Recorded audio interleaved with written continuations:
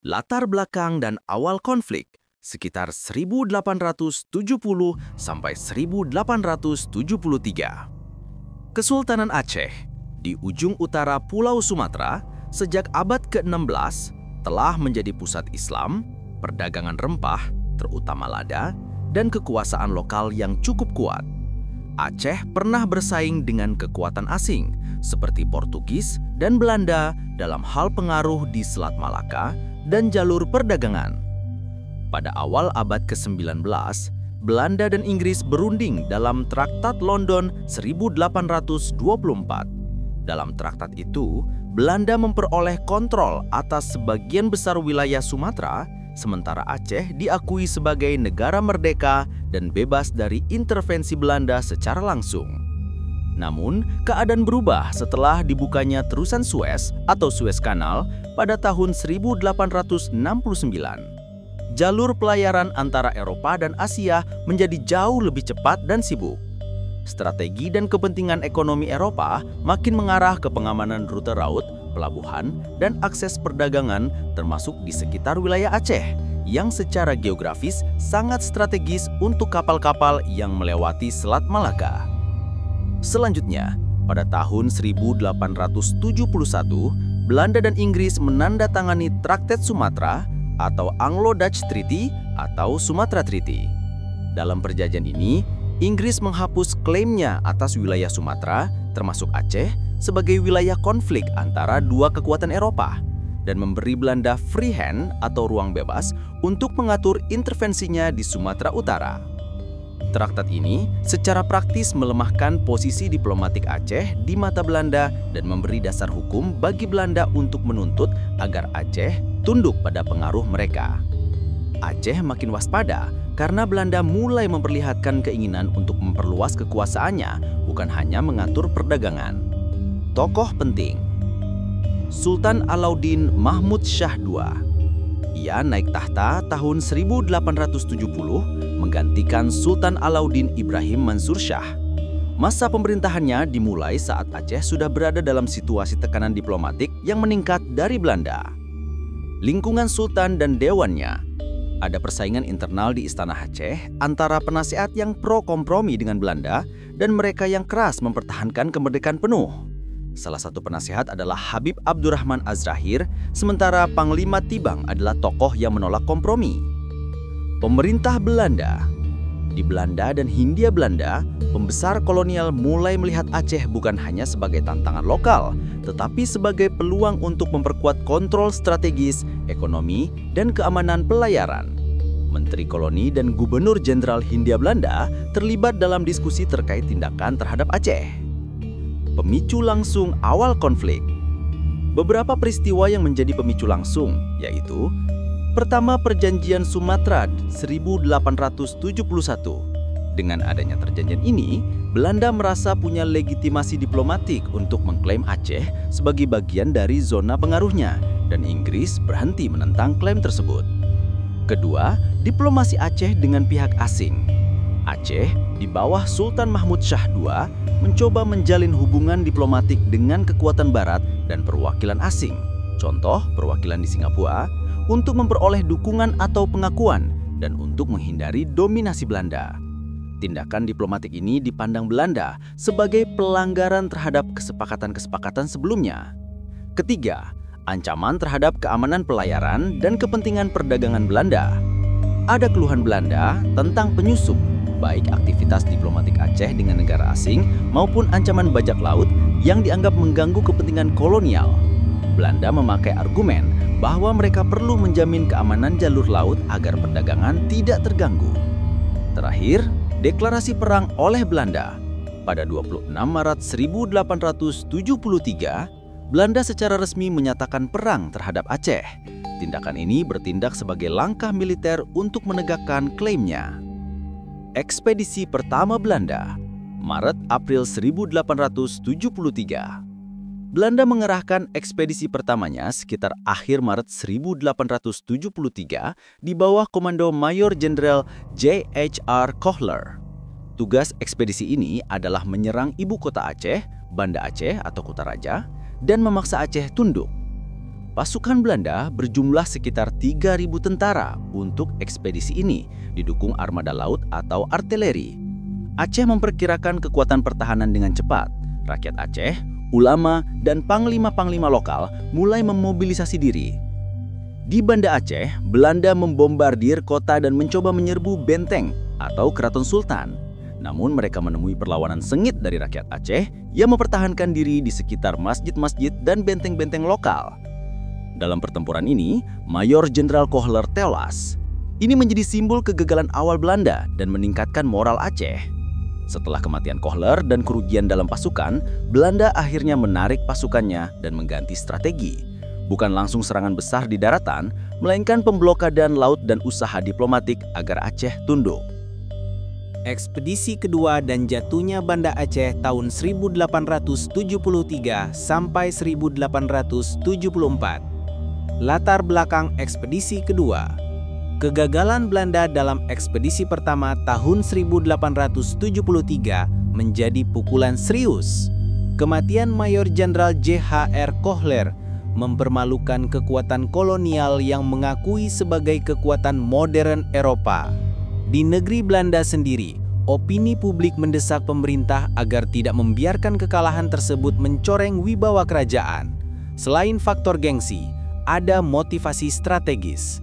Belanda khawatir kekalahan pertama akan mendorong Aceh mencari bantuan asing, khususnya dari Kesultanan Utsmani atau negara barat lain. Terlebih Aceh sudah mengirim sinyal diplomatik ke Turki Utsmani dan Amerika Serikat sebelumnya. Jika dibiarkan, Aceh bisa menjadi titik lawan politik kolonial di Asia Tenggara. Maka diputuskanlah ekspedisi kedua. Kali ini dengan persiapan lebih matang, logistik lebih besar dan jumlah pasukan jauh lebih banyak. Targetnya jelas, merebut ibu kota Aceh, Kutaraja, Banda Aceh, dan mematahkan kekuatan pusat kesultanan. Jalannya ekspedisi. 1. Pendaratan di Aceh. Desember 1873.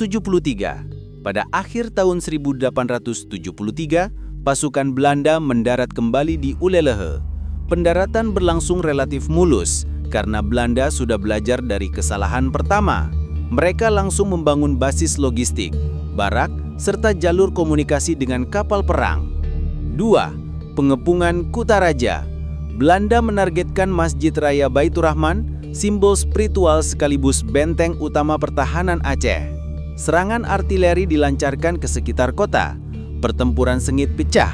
Rakyat Aceh bertahan mati-matian. 3. Wabah kolera dan malaria.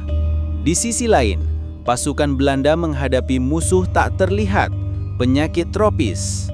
Ribuan tentaranya menderita kolera dan malaria. Catatan resmi menunjukkan lebih dari 1.000 pasukan gugur bukan karena peluru Aceh, melainkan wabah penyakit. Ini menjadi pola berulang dalam Perang Aceh. 4. Jatuhnya Banda Aceh, Januari 1874. Meski menghadapi kerugian besar, Belanda berhasil menembus pertahanan.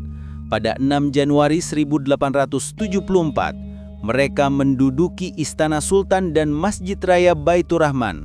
Simbol kekuasaan Aceh jatuh ke tangan Belanda. Dampak politik. Wafatnya Sultan. Sultan Alauddin Mahmud Shah II wafat pada Januari 1874, tepat ketika Belanda menduduki Kutaraja.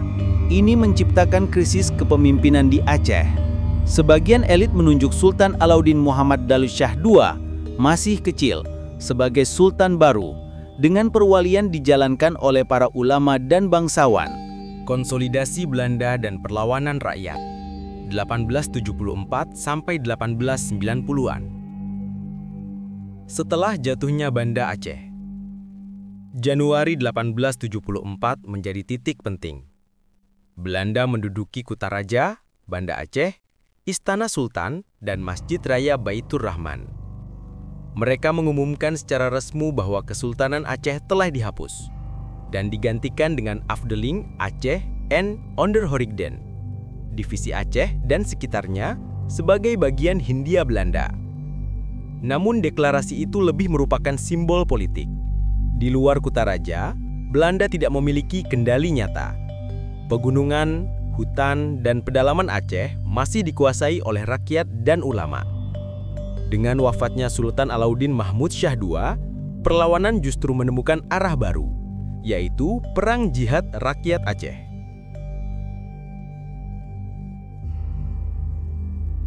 Sultan baru dan pemerintahan dalam bayangan. Setelah Sultan Alauddin Mahmud Shah II wafat, bangsawan dan ulama mengangkat Alauddin Muhammad Daud Shah II sebagai sultan baru pada 1874, meski usianya masih anak-anak. Pemerintahan dijalankan melalui wali dan para penasihat ulama. Sultan Daud Shah II kemudian menjadi simbol kontinuitas Kesultanan Aceh hingga tahun 1903, walau kekuasaannya bersifat simbolis dan berpindah-pindah mengikuti pusat perlawanan rakyat.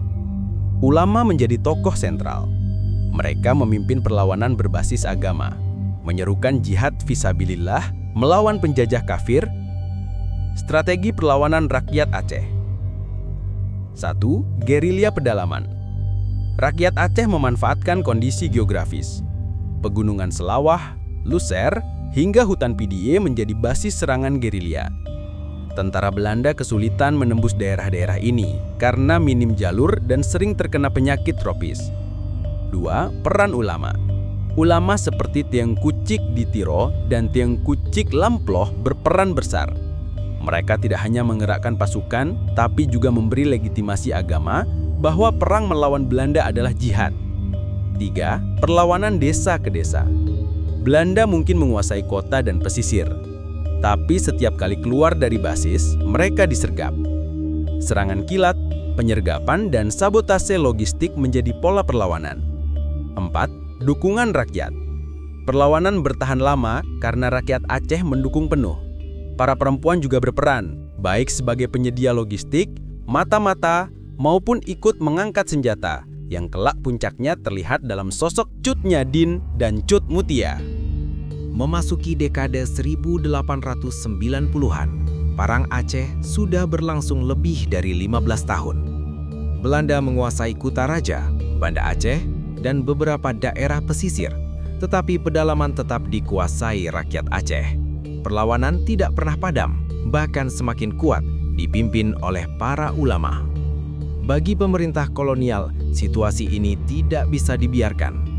Biaya perang terus membengkak. Ribuan prajurit gugur karena penyakit dan serangan gerilya, sementara opini publik di Belanda menekan pemerintah untuk segera mengakhiri perang yang dianggap tak kunjung selesai. Di titik inilah muncul tokoh kunci, Christian Snaukhurgronye, seorang orientalis Belanda yang kelak sangat berpengaruh dalam strategi kolonial di Aceh. Siapa Snaukhurgronye? Latar belakang. Snaukhurgronye 1857-1936 adalah seorang ahli studi Islam dan budaya Jawa yang lahir di Belanda. Ia menempuh pendidikan teologi dan bahasa Arab, bahkan pernah tinggal di Mekah pada 1884 sampai 1885 dengan identitas palsu sebagai seorang Muslim guna mempelajari kehidupan umat Islam dari dalam. Misi di Hindia Belanda. Pada 1891, ia dikirim ke Hindia Belanda. Pemerintah kolonial menganggap pemahamannya tentang Islam dapat dipakai untuk menjinakkan Aceh. Ia ditugaskan menganalisis akar perlawanan dan memberi rekomendasi strategi. Analisis Snaukhurgronye.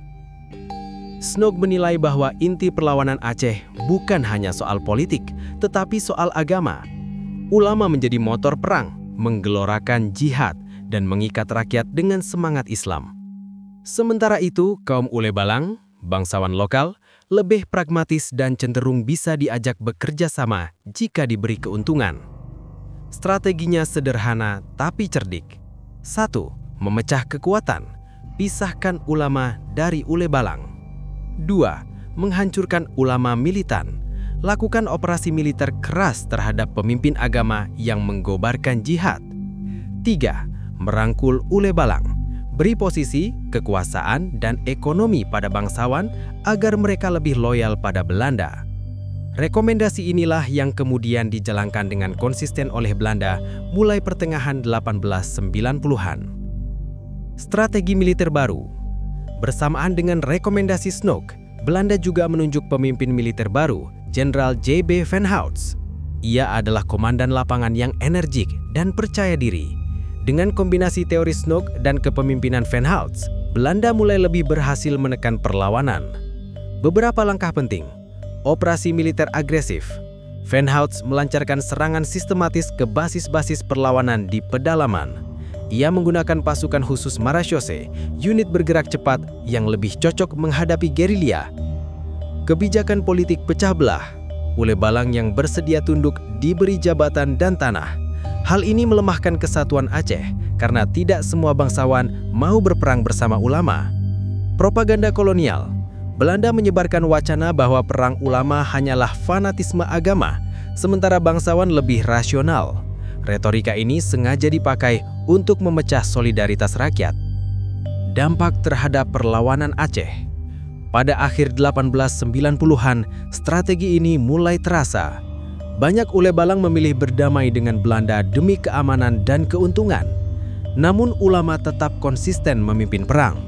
Tokoh besar seperti Tengku Cik Diro terus mengobarkan jihad sampai gugur pada 1891. Setelah wafatnya Cik Diro, kepemimpinan ulama diteruskan oleh generasi baru, termasuk Teku Umar dan istrinya Cut Nyak Dien, yang kelak menjadi simbol heroisme Aceh. Puncak perlawanan. Teku Umar gugur, Cut Nyak Dien ditangkap 1899-1905. Latar belakang. Setelah wafatnya Teungku Cik Ditiro pada 1891, estafet perjuangan Aceh memasuki fase baru.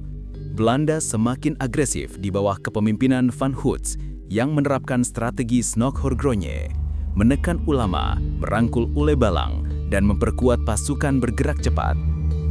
Namun semangat jihad rakyat Aceh tidak padam. Dari tengah pusaran perang muncul dua sosok yang kelak melegenda, Teungku Umar dan istrinya, Cut Nyak Dien. Keduanya bukan sekedar pejuang, tetapi simbol keteguhan hati Aceh melawan penjajahan. Kisah hidup mereka adalah gabungan strategi, pengkhianatan, pengorbanan, dan keberanian yang luar biasa. Teungku Umar, strategi dan kontroversi. Awal kiprah. Teungku Umar lahir sekitar 1854 di Meluabo dari keluarga bangsawan. Sejak muda ia sudah terlibat dalam perlawanan. Pada 1873, ketika Belanda pertama kali menyerbu Aceh, Umar yang baru berusia belasan tahun ikut bertempur. Manuver politik. Umar dikenal cerdik, bahkan licik menurut musuh-musuhnya. Pada 1893, ia membuat langkah mengejutkan, berpihak sementara pada Belanda. Dengan dalih menyerah, ia diberi jabatan komandan dan pasukan oleh kolonial. Namun pada 1896, ia berbalik arah, membawa lari senjata dan pasukan tersebut kembali ke pihak Aceh. Langkah ini membuatnya dijuluki Teungku Umar Johan Pahlawan karena berhasil memperdaya Belanda dan memperkuat persenjataan rakyat. Namun sebagian kalangan Ule Balang sempat menilainya penuh intrik. Strategi perlawanan. Umar memimpin serangan gerilya di pantai barat, memukul pos-pos Belanda, dan terus mengganggu jalur logistik. Belanda kewalahan menghadapi mobilitasnya. Cut Nyak Dien, simbol keteguhan. Latar belakang. Cut Nyak Dien lahir sekitar 1848 di Aceh Besar dari keluarga bangsawan. Sejak awal ia hidup dalam suasana perang. Suaminya yang pertama, Teungku Cek Ibrahim, gugur dalam pertempuran melawan Belanda. Sejak itu, Dien bersumpah untuk terus berjuang. Pernikahan dengan Teungku Umar. Pada 1880-an, Dien menikah dengan Teungku Umar. Mereka menjadi pasangan pejuang yang ditakuti. Umar sebagai panglima perang, Dien sebagai penggerak moral yang mengobarkan semangat jihad di kalangan rakyat. Peran di medan perang. Dien tidak hanya mendampingi Umar, tetapi juga memimpin pasukan saat diperlukan. Ia mengatur logistik, memberi khutbah semangat, dan merawat yang terluka. Sosoknya disegani karena keberanian dan keteguhannya. Gugurnya Teungku Umar 1899. Puncak tragedi terjadi pada 11 Februari 1899. Teuku Umar memimpin pasukan menyerang Meluaboh, namun Belanda sudah menyiapkan jebakan. Dalam pertempuran sengit, Umar tertembak dan gugur di usia sekitar 45 tahun. Kabar gugurnya Umar mengguncangkan Aceh. Bagi rakyat, ia adalah pahlawan besar yang berhasil memperdaya musuh. Namun bagi Cut Nyak Dien, kehilangan suami sekaligus partner perjuangan adalah pukulan berat. Meski begitu, ia tidak menyerah. Sebaliknya, ia bersumpah melanjutkan perjuangan hingga titik darah penghabisan. Cut Nyak Dien memimpin perlawanan. Setelah Umar gugur, Dien tampil sebagai pemimpin penuh. Bersama pasukan kecil, ia bergerilya di hutan dan gunung di Aceh Barat. Kehidupan di hutan. Perjuangan Dien berlangsung dalam kondisi sangat berat. Pasukan kekurangan makanan, pakaian, dan obat-obatan. Namun Dien tetap memberi semangat, menyatakan bahwa penderitaan adalah bagian dari jihad. Teguh dalam keyakinan. Meski usia menua dan penglihatan mulai kabur, Dien tidak mau menyerah. Ia memimpin langsung, meski tubuhnya sering sakit. Rakyat memandangnya sebagai simbol ibu bangsa Aceh. Tertangkapnya Cut Nyak Dien 1905. Pada akhirnya, penderitaan fisik yang berkepanjangan membuat situasi berubah. Banyak anak buahnya jatuh sakit dan menderita kelaparan. Sebagian pengikut akhirnya menyerah kepada Belanda. Pada tahun 1905, Dien ditangkap di pedalaman Aceh Barat. Karena khawatir pengaruhnya tetap membakar semangat rakyat, Belanda tidak mengeksekusinya di Aceh. Ia dibuang ke Sumedang, Jawa Barat, hingga wafat pada 1908. Meskipun ditangkap, aura perjuangannya tidak pernah padam. Belanda mengira dengan menyingkirkannya, perlawanan akan berhenti. Tetapi bagi rakyat Aceh, nama Cut Nyak Dien abadi sebagai simbol kegigihan. Akhir Perang Aceh dan warisan sejarah 1904 sampai 1908. Menjelang awal abad ke-20, Perang Aceh sudah berlangsung lebih dari 3 dekade. Belanda secara militer berhasil menguasai pusat-pusat kota dan pesisir. Namun perlawanan rakyat di pedalaman tetap tak kunjung padam.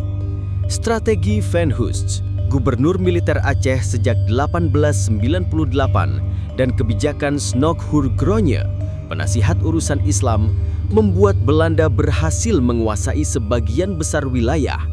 Namun, Aceh belum sepenuhnya tunduk. Di hutan-hutan, gunung, dan desa terpencil, semangat jihad masih membara. Sisa perlawanan rakyat. Setelah gugurnya Teuku Umar 1899 dan ditangkapnya Cut Nyak Dien 1905, perjuangan rakyat Aceh tidak berhenti. Justru muncul tokoh-tokoh baru yang meneruskan api perlawanan. 1. Panglima Polem, tokoh karismatik yang terus memimpin pasukan gerilya di Aceh Besar. 2. Tuku Cut Ali, bangsawan Aceh yang menolak tunduk pada Belanda, gigih bergerilya hingga gugur pada 1905. 3. Tengku Muda di Betong dan ulama lainnya yang terus menggelorakan jihad melawan kolonial. Meski jumlah pasukan berkurang, strategi perang semesta, semua rakyat ikut melawan dengan cara apapun, membuat Belanda tetap sulit menguasai Aceh sepenuhnya. Strategi besi Van Hust. Untuk mematahkan sisa perlawanan, Van Hust menerapkan langkah keras.